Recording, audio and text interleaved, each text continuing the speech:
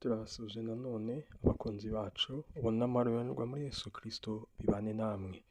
Tugira ubuntu nanone bwo kubana tugiye dusenga isengesho ryo kwizera, isengesho rituma utsinda, isengesho rituma impinduka ziba ku buzima bwawe, kandi isengesho rituma utongera gutsindwa n'ikintu icyo ari cyo cyose, ahubwo gutsinda guhore mu byawe, gutsinda guhore ku byawe, gutsinda guhore mu kazi kwawe, gutsinda guhore ku bana bawe, gutsinda guhore mu nzira zawe zose. Bibiliya iratubwira mu Baheburayo igice cyaho cya 11 umurongo waho wa mbere iratubwira ngo kwizera no kumenya rwose ibyiringirwa udashidikanya ko bitazaba, ngo kandi ko kuduhamiriza ibyo tutareba ko ari iby'ukuri. Twongere dutekereze kuri Aburahamu sekuruza wacu, uwo ngo yagize kwizera kudasanzwe kudafite umuntu wese wakugize guhwanye nako mu gihe cye n'icy'uyu munsi. Aburahamu niwe muntu wari uriho ari ingumba atabyara, ntiyari yarigeze agira urubyaro, ariko umunsi umwe Imana iramubwira ngo nzakugira sekuruza w'amahanga, ngo kandi urubyaro rwawe ngo ruzangana n'umusenyi wo ku nyanja. Yari ahawe isezerano ridasanzwe ndetse nawe araryakira, kabone nubwo yarihawe akuze, ariko yakomeje kwiringira yuko ibimubwiye izabisohoza. Ariko hagati aho yaje kugiramo ikindi kigeragezo.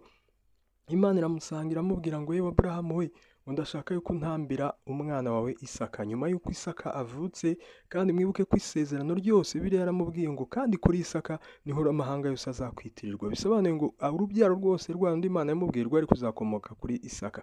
Ariko bukeye bwaho Imana iramubwira ngo nawitambire Isaka, ntigera ashidikanya, akomeza kwiringira ko yabimubwiye, ari nayo ibasha kuzura Isaka, ajya gutamba Isaka.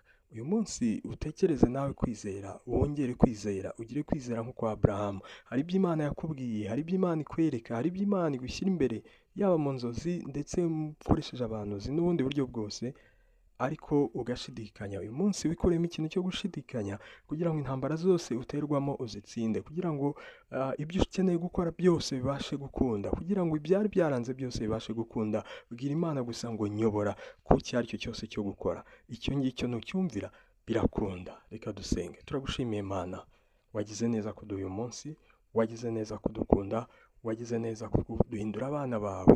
Turakwinginze n'ubundi ngo wongere utwongerere kwizera, kuko atari wowe kwizera kwacu kwaguma ari gutoya, ariko Uwiteka Mwami nubyemera turabasha kunyeganyeza isi, turabasha guhindura isi, turabasha gukora ibidasanzwe byananiye abana b'abantu babanje, turabasha kubishyira mu bikorwa mu buryo kandi Uwiteka Mana idasanzwe. Ibiriho uyu munsi bimeze nk'umusozi, indwara zinaniranye, ibintu byose bigenda byitura kuri twebwe, turabasha kubihinduza kwizera. Dukomereze kwizera, udushyigikire muri byose kubw'ubuntu bwawe, tubisabye twizeye none n'iteka ryose mu izina rya Yesu. Amen.